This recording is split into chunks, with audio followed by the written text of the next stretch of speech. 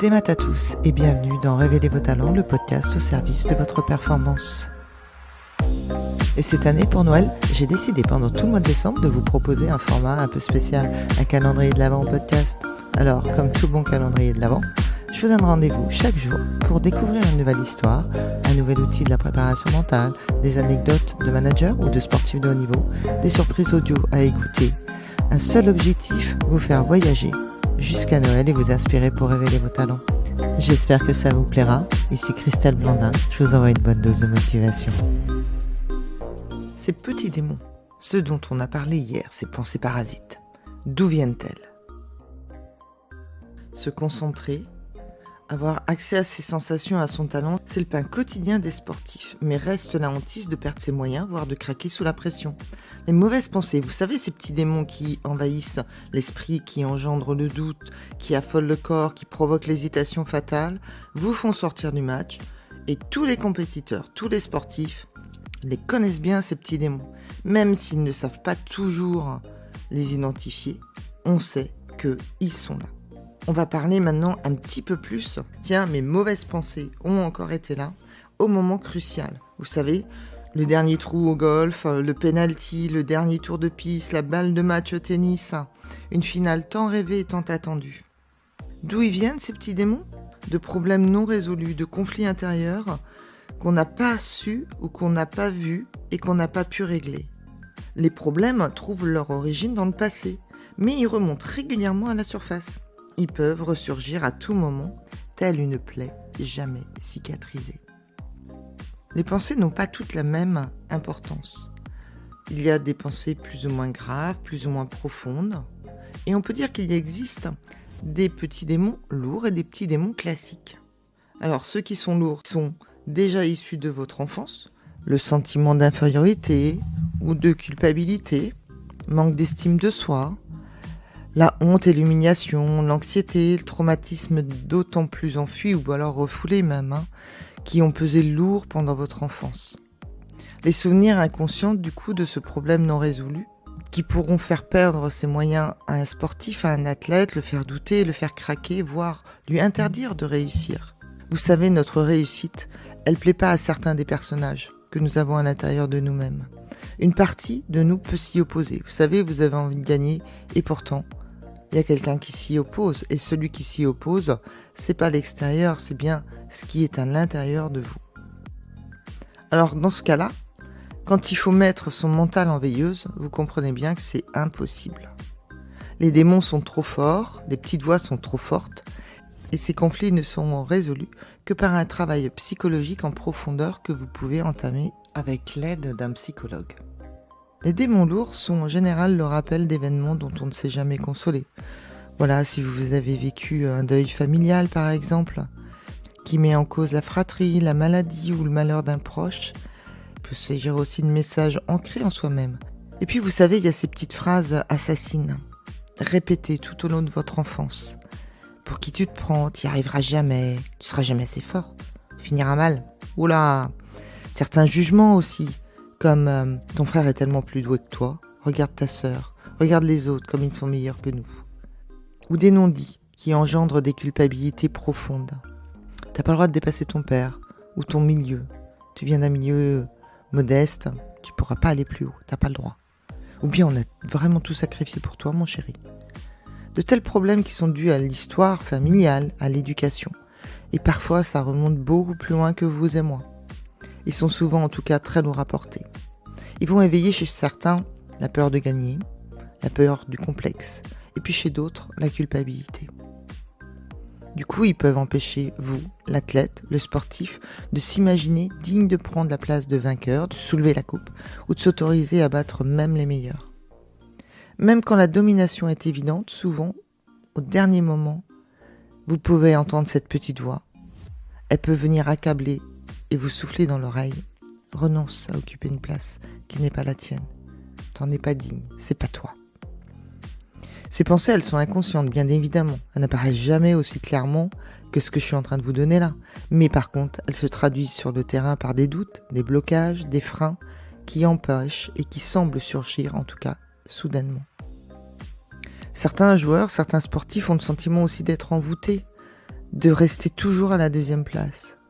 Un adversaire invisible, comme des barreaux invisibles, des forces occultes qui veulent vous nuire, vous savez. Et en tout cas, ils vous ont...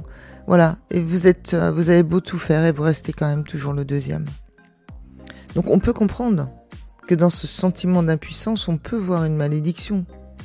Tout en apparence marche à Versailles, la technique elle est top, le physique vous êtes au meilleur de votre forme, et tout d'un coup, tout s'enraye. L'esprit se trouble, le corps répond plus à rien. L'harmonie est donc détruite par ces petits démons qu'on n'a pas pu identifier.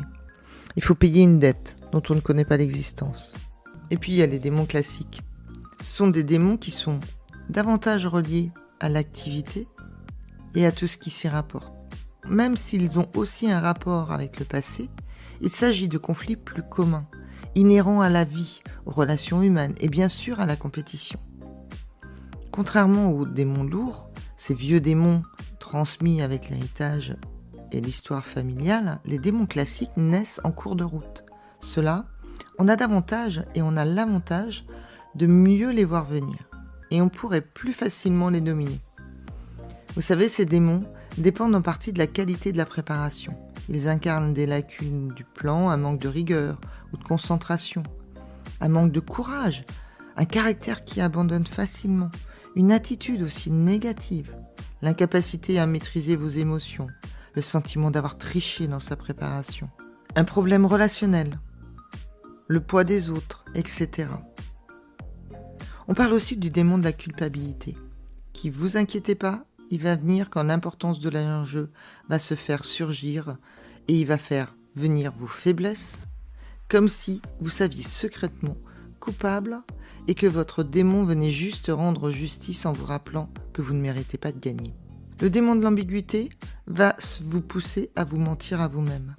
J'aime plus le sport, mais bon, allez, je vais pas me le dire. Hein. Je me sens prisonnier du désir de mes parents, par exemple, qui est devenu plus fort que le mien. La défaite, elle pourra être utilisée comme moyen de remettre les choses à leur place. Et là, le petit démon, cette petite voix, elle dit « Père, puisque de toute façon, tu battes pas pour toi. Père, pour leur montrer que t'es pas d'accord. Père, pour te venger de ce qu'on t'a fait subir. Allez, bien sûr, en surface, les défaites sembleront incompréhensibles ou seront mises sur le compte d'une mauvaise concentration, d'un manque de motivation ou d'un mauvais choix tactique. On remarquera peut-être que vous recherchez même la défaite, mais on ne saura pas pourquoi. Vous-même ne serez pas conscient de ce qui se passe. Et puis il y a le démon, l'excès de confiance. Il peut vous faire prononcer des paroles inconsidérées la veille d'une compétition. Je vais écraser mon partenaire, on va les tuer, je vais le déchirer. Ce genre de remarques peut faire peser sur vous une pression supplémentaire au moment de l'épreuve. Surtout si les choses ne se passent pas comme prévu. Le poids des mots sera vraiment difficile à supporter pour le coup. Et la culpabilité d'avoir joué le match avant l'heure pourra venir troubler votre concentration et vous empêcher de rentrer dans le vrai match. Il y a le démon de la colère ou celui de la frustration. Eux, ils vont être beaucoup plus faciles à identifier parce qu'en fait, ils sont visibles. La colère, on peut dire que certains joueurs frappent leur mollet avec leur raquette, certains joueurs crient, certains joueurs lancent des clubs. Et donc, on l'entend cette colère, elle est visible. La frustration, elle aussi, est visible. Ceux qui sont mécontents de leurs prestations perdent régulièrement leurs moyens. Ils ont souvent une bonne excuse. Ils perdent le contrôle parce que ils aiment trop gagner. Ils voudraient tout réussir. Ils sont trop perfectionnistes. Pourtant, le résultat est le même. Hein. C'est le même que si vous baissez les bras. Ne pas accepter ces erreurs ou ces mauvaises passes équivaut à refuser l'adversité. C'est-à-dire faire la tête sur le terrain revient à abandonner le combat. S'énerver, c'est pas se révolter, c'est renoncer. Chacun a son problème.